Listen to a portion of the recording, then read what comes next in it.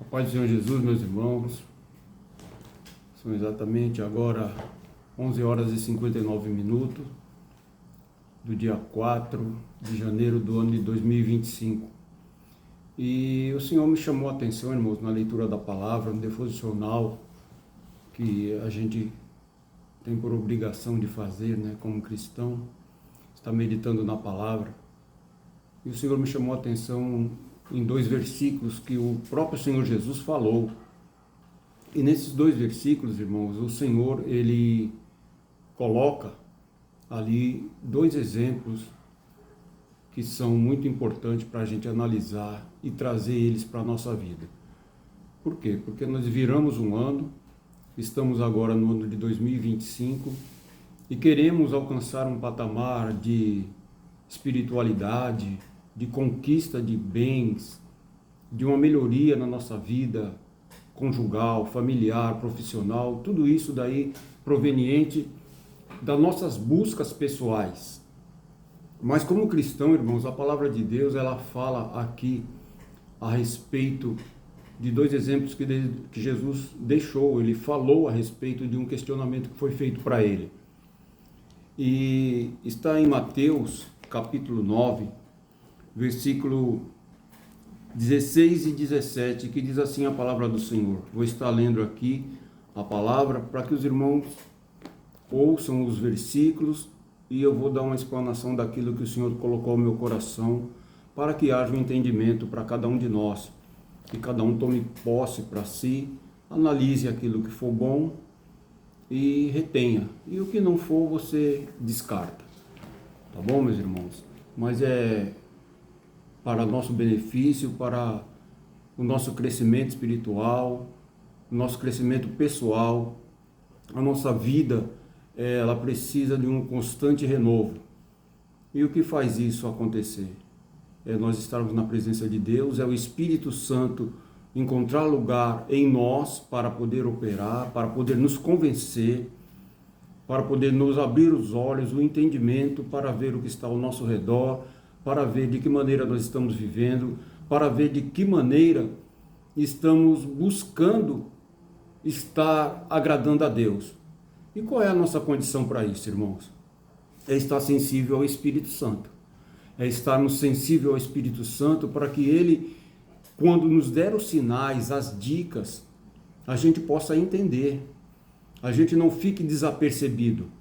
A gente não fique como uma pessoa que eu não sabia, que vai dizer eu não sabia, né? Não podemos ser assim, porque Deus, ele não deixa ninguém enganado.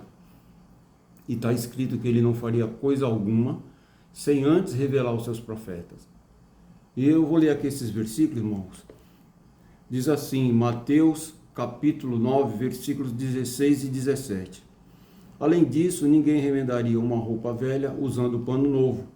O pano rasgaria a roupa, deixando um buraco ainda maior. E ninguém colocaria vinho novo em velhos recipientes de couro. O couro se arrebentaria, deixando vazar o vinho. E os recipientes velhos se estragariam. Vinho novo é guardado em recipientes novos, para que ambos se conservem. Então, irmão, essa palavra aqui que o Senhor me deu, eu analisei e trouxe para a minha vida e quero compartilhar com os irmãos. Por quê, irmãos? Como nós queremos ter uma vida nova, diferenciada nesse ano que virou, que estamos iniciando agora, hoje é dia 4, queremos uma vida nova, uma vida abençoada, uma vida de conquista, se nós estamos querendo remendar. Como assim, irmão João? Remendar. Nós não queremos mudança. Nós queremos viver do mesmo jeitinho brasileiro, né? Dando jeitinho para tudo e sem mudança. Só que Jesus, ele deixou bem claro que na vida de um ser humano, de um homem, de uma mulher, de quem quer que se aproxime de Deus, ele não vai remendar. Ele não vai pegar uma pessoa cheia de pecado e colocar um remendo e dizer, não, agora esse daqui é meu servo. Senão ele não teria dado o exemplo lá da olaria, né? que o oleiro estava fazendo um vaso, não estava de acordo com o que ele queria fazer e ele desmanchou, ele quebrou o vaso para fazer um vaso novo. Deus, ele não remenda a vida de ninguém. Deus, ele não remenda a minha vida, não remenda a sua vida. Ele vai procurar fazer de nós uma pessoa nova. A palavra do Senhor diz que aquele que não nascer de novo não tem como ser transformado. Então, um ser humano, ele tem que estar enquadrado na palavra de Deus. Nós temos que viver uma nova vida. Não podemos viver querendo remendar aquilo que está errado, aquilo que não é da vontade de Deus, não, isso aqui eu não vou fazer isso aqui não. Não tem meio termo, irmão. Ou você serve a Deus ou você não serve. Nós não podemos servir a dois senhores. Ou nós estamos na presença de Deus, ou automaticamente nós estamos na presença do diabo. Ou nós servimos a Deus, ou nós automaticamente já estamos servindo a Satanás, porque nós não podemos agradar dois senhores. Se eu sirvo a Deus, eu tenho que procurar ver onde eu estou errando, não remendar, como Jesus falou aqui, que não coloca remendo novo, nem um pano velho, né? Eu não posso querer remendar minha vida de pecado, minha vida de situações que não agradam a Deus, fazendo do meu jeitinho. Não, Senhor, eu só vou fazer desse jeitinho aqui, mas aqui o Senhor não mexa, não. Deus, ele não divide a glória dele com ninguém, meus irmãos. Deus, ele não divide a glória dele com ninguém. E diz mais, ele não coloca-se, no outro exemplo que Jesus deu, ele diz que não coloca vinho novo em odres velho. Porque a pressão da fermentação do vinho dentro do odre, se não tiver força, se não tiver resistência, quando fermentar aquele vinho dentro do odre, ele vai se romper, o odre velho. Então faz um odre novo, né, uma vasilha de couro nova, coloca o vinho novo, e aquele recipiente, ele vai suportar toda a fermentação do vinho dentro dele, e não vai se romper, porque é novo, o couro é novo, ele vai esticar, ele vai, sabe, pegar todo o processo ali do vinho dentro dele, e ele vai resistir, e não vai se perder nada. Então, o que eu quero trazer para a minha vida, irmãos, e quero compartilhar com vocês, é que quando Jesus quer fazer algo novo na nossa vida, nós temos que estar em total liberdade de coração para entender o que Ele quer fazer. Ele não vai remendar minha vida cheia de pecado para me abençoar. Ele não vai colocar algo novo na minha vida, sendo que eu sou um vaso velho que não quer conserto. Vaso velho, meu irmão, não suporta nada. Não suporta nada. Por quê? Porque se quebra fácil. Ou então está cheio de remendo. Trazendo para a natureza humana uma vida de pecado, uma vida de erro, uma vida que não condiz com a verdade do Evangelho, que não se enquadra na palavra de Deus, ela só vai trazer malefício, não vai trazer benefício. Por quê? Era melhor eu não conhecer. Era melhor eu não saber a respeito do que a palavra de Deus me chama a atenção, do que eu saber e não viver, do que eu saber e não praticar. Então, irmãos, o que eu posso dizer a respeito disso? É um momento, hoje estou aqui em casa, né? Estou compartilhando com os irmãos esta palavra que ela renova-se a cada manhã. O Senhor faz nova todas as coisas, na sua palavra, nas suas promessas, nas suas bênçãos, no seu cuidado, no seu amor, no seu zelo, nos seus livramentos. Há momentos que nós saímos de casa, irmão, e não sabemos o que está para acontecer, e grandes são os livramentos que Deus nos dá e nós não percebemos. Mas temos que fazer a nossa parte, meus irmãos. O Senhor, ele não vai colocar remendo na minha vida da maneira que eu vivia em 2024, para que no ano de 2025 eu queira a bênção, eu quero ser abençoado, eu quero que o Senhor faça algo na minha vida, se eu só estou remendando os momentos que eu não agradei a Deus no ano passado. Ano novo, vida nova, porque a palavra de Deus se renova a cada manhã. Então, se essa palavra ela está fazendo efeito na minha vida, está me chamando a atenção para me procurar melhorar, para me procurar rever. Todo ano, fim de ano, tem a retrospectiva, né? E infelizmente as retrospectivas do fim do ano é só de desgraças do que aconteceu no ano de 2024, né? Eles colocam aquela retrospectiva. Raramente aparece uma retrospectiva de coisas boas. Então, trazendo para a nossa vida espiritual, a retrospectiva que eu tenho que fazer é de tudo aquilo que foi ruim para a minha vida com Deus, que foi prejuízo para mim, porque eu tinha que caminhar para alcançar a minha bênção e por causa da minha conduta errada, eu não alcancei. Porque Deus não vai dar nada a ninguém, meu irmão. A palavra do Senhor diz o quê? Que o Senhor não ia fazer coisa alguma, como eu já falei agora há pouco, por ninguém, sem antes revelar. Então o Senhor primeiro ele revela, faça dessa maneira, ele dá o caminho, ele dá as orientações. Irmãos, nosso Deus é um Deus extraordinário. O nosso Deus deu as medidas para construir o templo. O nosso Deus deu as medidas para construir a arca. Todas as coisas Deus dá a estratégia de como se deve construir, de como se deve fazer. Deus não nos deixa enganado, meus irmãos. Então, diante dessa situação, o que eu posso fazer para conquistar as promessas de Deus na minha vida em 2025? Mudar completamente. Jesus deu um exemplo aqui, né, do vinho dentro do odre, mas tem outro exemplo também que ele fez. Ali ele não deu exemplo, ali ele fez. Ele mudou a água para o vinho. Então essa tem que ser a minha postura. Essa tem que ser a minha postura. Eu mudar da água para o vinho. Porque eu não sou leigo mais em relação à palavra de Deus. A palavra de Deus, ela é viva na minha vida. Eu conheço a palavra. Mas não basta eu conhecer, meus irmãos.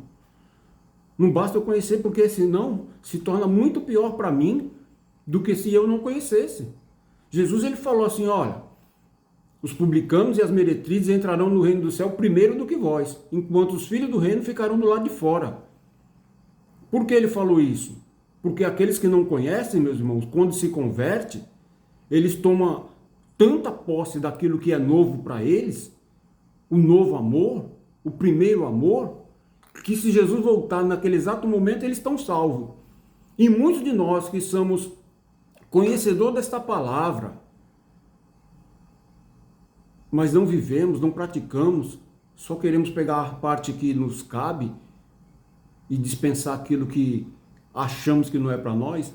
Pois eu quero dizer uma coisa para você, meu irmão, minha irmã que está assistindo esse vídeo, que vai assistir, eu não sei quantos, que de Gênesis a Apocalipse, toda essa palavra é para nós.